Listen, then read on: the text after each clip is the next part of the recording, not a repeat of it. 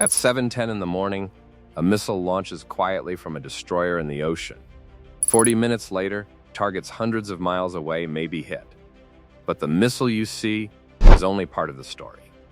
Long before it arrives, drones, stealth jets, and electronic warfare may already be shaping the battlefield. Today, we're going to walk through how a modern, large-scale airstrike could unfold step by step. By the end of this video, you'll understand how drones, stealth aircraft, cruise missiles, and intelligence systems can work together in a coordinated operation. Why this matters. Modern military operations are rarely about a single weapon. Instead, they often rely on layers of technology working together. Low-cost drones may confuse defenses. Stealth aircraft may collect data quietly. Cruise missiles may strike from far away. When these pieces connect, they create a system designed to reduce risk and increase accuracy. Let's break down how such an operation might unfold. Phase 1. The first launch. Imagine a naval destroyer positioned far offshore. At exactly 7:10 a.m., the first cruise missile launches from its vertical launch system. The rocket booster pushes the missile into the air. Seconds later, the booster separates. Then a small turbofan engine starts. Now the missile settles into cruise flight. It flies low, sometimes only about 50 feet above the water. Flying this low may help it avoid radar detection. Within minutes, several more missiles launch from nearby ships. Each one follows a carefully planned route. These routes are not random. They are often designed to move through gaps in radar coverage. This stage is quiet and slow. Cruise missiles travel at roughly 550 miles per hour. That means they can take 30 to 40 minutes to reach their targets. During that time, the operation depends on something else happening first. Phase 2, the drone layer. Before the missiles arrive, another wave may already be inside enemy airspace. Low-cost drones. These drones are usually small and relatively inexpensive compared to missiles. Some may carry small warheads, others may simply act as decoys. Their job is simple: force air defense systems to react. When radar operators see incoming targets, they often launch interceptors. But those interceptors can be extremely expensive. Sometimes one missile may cost hundreds of thousands or even over $1 million. If defenders fire several interceptors at small drones, they may slowly drain their own supply. This type of strategy is sometimes called cost exchange warfare. Cheap systems force expensive reactions, and every interceptor used early may not be available later. Phase 3. Stealth aircraft gathering data. While drones are distracting defenses, stealth aircraft may be operating nearby. Jets designed with stealth technology can reduce their radar signature. That means radar systems may detect them much later than normal aircraft. But these aircraft are not always there to attack first. Sometimes their main role is gathering information. Advanced sensors can listen for radar signals across large areas. Every radar that turns on reveals its position. Once that signal appears, aircraft can record it and send the location to other forces. In modern operations, information can move quickly.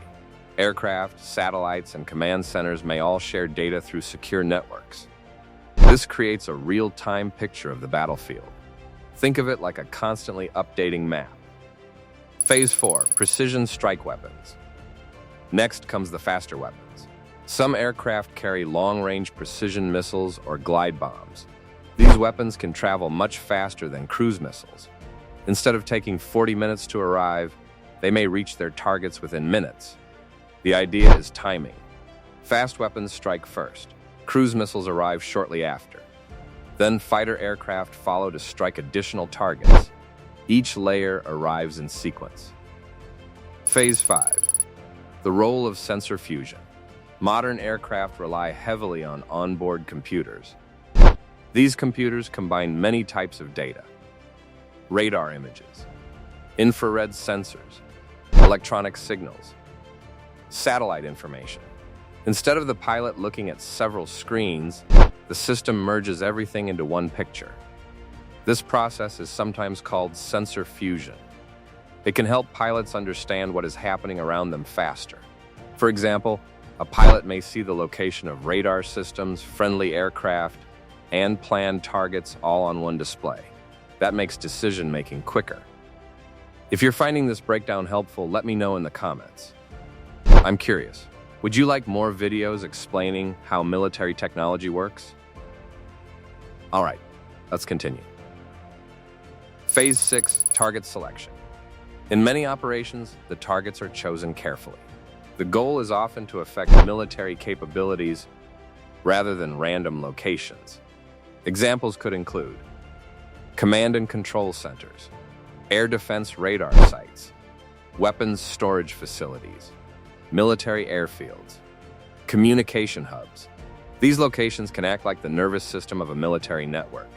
If communication or coordination is disrupted, units in the field may have trouble responding effectively. Precision weapons play an important role here. Some bombs are designed to glide long distances. Others may penetrate hardened structures before detonating. This allows strikes to focus on specific buildings or facilities.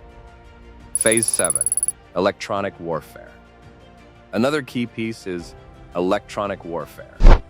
Specialized aircraft can jam radar systems. They transmit powerful signals that interfere with tracking radar.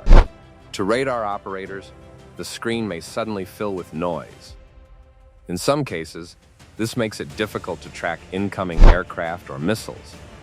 At the same time, anti-radiation missiles may target those radar signals directly. These missiles are designed to follow the radar emission back to its source. If a radar system turns on, it may reveal its own location. This creates a difficult choice for defenders. Keep the radar off and lose visibility. Turn it on and risk being targeted. Phase 8, follow-up waves. Once defenses are weakened, additional aircraft may enter the area. These follow-up waves can target remaining infrastructure. That might include naval bases, airfields, or weapons depots. By this point, the operation may involve dozens of aircraft working together. Some collect data, some provide electronic protection, others deliver precision weapons. The coordination behind this is complex. Planning can take weeks or months. Quick question for you. Did you know that modern air operations rely this heavily on networking and data sharing? Many people imagine airstrikes as a single aircraft dropping bombs. In reality, it's usually a much larger system working together. Phase 9, intelligence and real-time updates. Even after strikes begin, intelligence continues flowing. Satellites, drones, and reconnaissance aircraft monitor what happens next. If a mobile launcher moves, new coordinates may be sent to aircraft nearby. If a radar turns back on, that signal may be tracked immediately.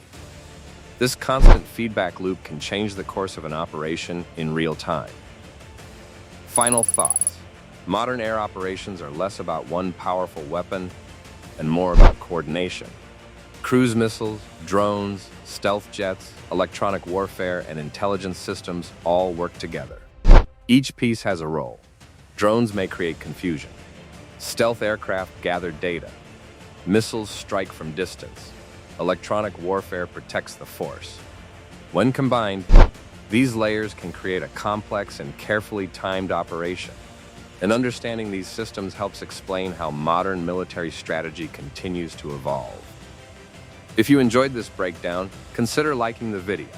It helps more people find the channel. And if you want more simple explanations of military technology and strategy, you may want to subscribe. Also, check out the next video where we look at how modern air defense systems try to stop these kinds of operations. Thanks for watching, and I'll see you in the next one.